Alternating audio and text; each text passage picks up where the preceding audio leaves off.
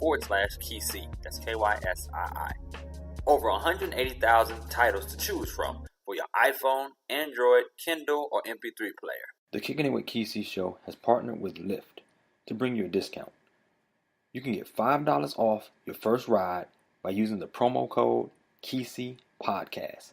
That's KYSII Podcast. Welcome to the Kickin' It with KC show. You will find that this show is highly informative, highly entertaining, and highly addictive. Follow him on all his social media. Let's kick it.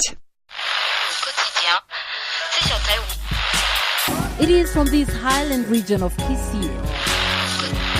A conscious Jubilee leadership once again visited the opposition strongholds of Kisii and Bungoma counties. In KC town, the women walk side by side. I'm the law around here. All that boy got to do is just play the damn thing. It's going to be undeniable, man. Undeniable, baby. I'm knocking somebody the fuck out. You understand what I'm saying? You reached Kicking It with KC show. Kicking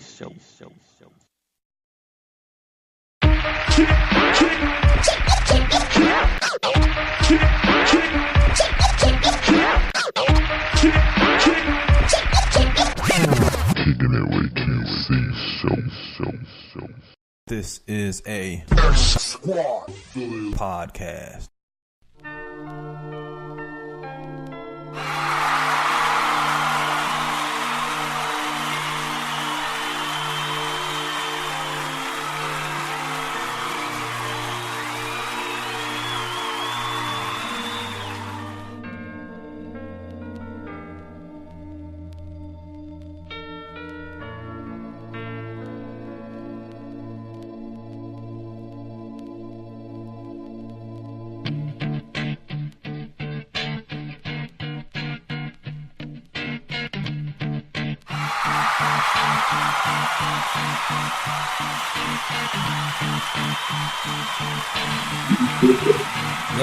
Yes. You've reached another episode of the Kicking It with KC show. Yes, this is another glorious Thursday. Once again, back here with you. Here I am. I am doing it on a Thursday night. And we are kicking it on the Two Live Stews Radio Network. And it's a great one here. Very good, very good. This topic this week, when I bring these topics up, usually it's something needed and it's something that's got to be talked about. And it's definitely got to be talked about. So this one here is going to be real crazy. It's going to be hard hitting. I got a live interactive show today, so I'm going to have a lot of call-ins. A lot of the ladies have said that they want to call in and express themselves and their opinions about these situations. So it's about to go down. You know what I mean? Without further ado, I will jump right into the topic. But I like to say what's up to everybody that's joining me here from the Kicking It with KC chat group, Facebook group. Those who are following from X Squad affiliates. Facebook group, those follow me on Twitter, those follow me at KC.com, follow me on TuneIn Radio, follow me on iHeartRadio, following me on Apple Podcasts, Google Podcasts, all the things. So, thank you for joining, basically. And shout out to all X Squad affiliates who are there in the room with me now as well. Hey, so this topic, man, basically saying keep it in your pants and keep your dignity. You know what I'm saying? So what I mean by that is there's a lot of people who actually are taking large L's here. People really are losing their identity, losing their jobs, losing their families, losing everything. Definitely, one of my guests, I think she called into a mute your phone for a second. You got some background noise there. But there is a lot of people losing everything because they either can't control themselves. There's two sides. It's either this person can't control themselves on one end, or either somebody is capitalizing on popularity and money on the other end. we're trying to get down to the nitty gritty and find out what it is, what's going down. We got some exposed, some people exposed, high places who, you know, it's ridiculous. All of this stuff goes back for years. There's a lot of people who have been accused of a lot of different things. Who we got calling in here with me right now? It's Angela. All right, so first two on the line. We got two ladies here on the line already. We've got my wife Angela, who's calling in, and before her we have my cousin Delaney, who's calling in from Dallas, and she's also in on the line. So we got Delaney and her first cousin Angela on the line. And who else we got calling here on the line here? Jamie Bennett. All right, we got Miss Jamie Bennett, my Spellman sister also. So we got Angela, my wife, we got Delaney, my cousin, and we got Jamie Bennett, my Spellman sister. So I was in the middle of my intro. A lot of people have gone down recently. There's a lot of things happening here. There's people who are in high places. They're losing dignity, losing their lives, losing their wives, losing everything that, you know, they've known. Their regular life, their livelihood. Like I said, there's two sides of this thing. There's one is the person is using ill judgment and basically fleshly desires and going that route. And on the other side, there's people who are capitalizing on a situation where this may not have happened, but yet they're, you know, in here trying to capitalize and expose a person either for political gain or for monetary reasons or whatever. So it's one of the two, something going on here on both sides of this coin. So we're here to dig it up. All right. So how y'all doing first off? Good.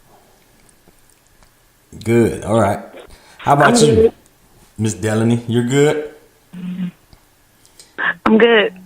And you, Miss Jamie, you're good? I'm excellent. And I know my wife is excellent. you were here by popular demand. People wanted you here today. They want to hear your take on this. Yeah, they just want me to cuss. They just want to hear me cuss. That's all. They knew I was going to get angry and cuss. Yeah. You know I'm trying to be a good Christian. I'm really trying to be a good Christian. I really do. But I struggle with that. That is my struggle. Well, I'll take over the curse words you don't want to say. All right, we're gonna go from recent backwards. So, as of today, I've heard that. Can I interrupt you, Keisha? Can I interrupt you for 1 second? Yes. All right. So I'm not trying to take over your show, but I take over the rest of your life, so I might as well just jump in. I kind of disagree with you already in your intro. I completely disagree with you. I think that you said that basically there's two different sides of it. Mm-hmm. Actually, I think it's really 80%, 90% one side, and that's men objectifying women, and they've always done it, and they think that it's right, and they think that that's what they can do. Whether you're in power or you're whatever, you have some kind of control, and you objectify women. You make them as though they are not people, that they are property, and that's the way it's been thought of for forever. And now it's time for change. So the other 10% of women who you say possibly have made up these stories, or they're untrue, or they're trying to be out for exposure or notoriety or something. It's really, really funny to me that that's where you start with your whole intro, if you even talk about those people, because it's so. I feel like it's minimal. Those types of people who make up those stories. I don't know any woman who wants to have her name dragged through the mud because she says that someone did something to her, or someone assaulted her sexually or harassed her sexually. So the whole world can dig up her background, who she's been with, her boyfriends, who she slept. I don't know anybody who wants to subject themselves to that for nothing. I'm sorry, I don't agree with you. I think that number is so minor that I don't think we start there. We start with how do we change the culture, because it's a culture, and it's been this way forever. And I hope the other ladies agree or don't disagree, but I'd love to hear their take on it, because you're a man. Right. You think, I don't think you really know what happened. Yeah, it's a lot of, and it's funny because, I'm in the middle of people's conversations, through the week, and even with the whole Bill Cosby thing, that was straight heated. People were just like, why, who knows what Bill Cosby did, but they're like, no, it's 30 people now. Come on now, it's a lot of, and I don't know if it's the men's side. I've heard women also side on the men's side as well, that this number's ridiculous and the people are trying to capitalize. I mean, I hear that. It's a very high opinion out there of people. Not to say that I believe that opinion. I wasn't trying to say that. I was just trying to offer the two sides that I'm hearing on this story. But there's a racial element to that one. So I think that's a little bit different. That's a racial element to that one. I think it's a bit different. But anyway, I'd like to hear everybody else's take on their thoughts on this time in our culture now, and this time in our lives, and how things are changing, and how women are taking speaking up. Yeah. So first off, is Matt Lauer.